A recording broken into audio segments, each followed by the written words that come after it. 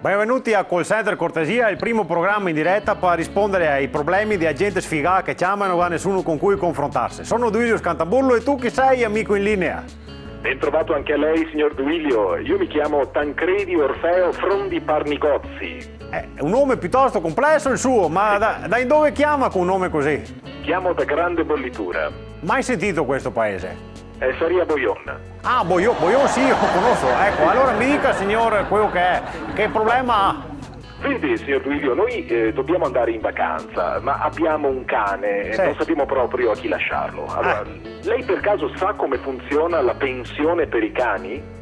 Sì, un argomento abbastanza complesso, pensione per i cani, perché da quanto che somiga ad avere almeno 65 anni di età con 35 anni e contributi, io ora sorge due problemi, all'età del cane e il fatto che un cane deve aver lavorato, è anche difficile sta roba qua, in più adesso che si quota 100 e non so più niente.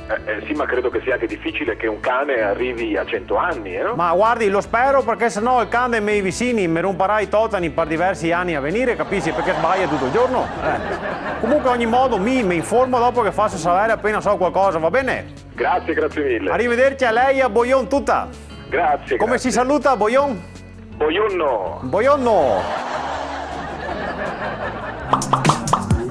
Luisa Pironi. Yes. Beh. Le faccio una domanda un po' curiosa, particolare, vediamo un po' come reagisce. Yes. Ipotizziamo che lei è in una piazza e inizia a piovere. Cosa fa? Mi tiro fuori l'ombrello. No, non ce l'ha. Serve un portago. Non c'è. Aspetto che passa uno con l'ombrello, vado sotto. Non c'è nessuno.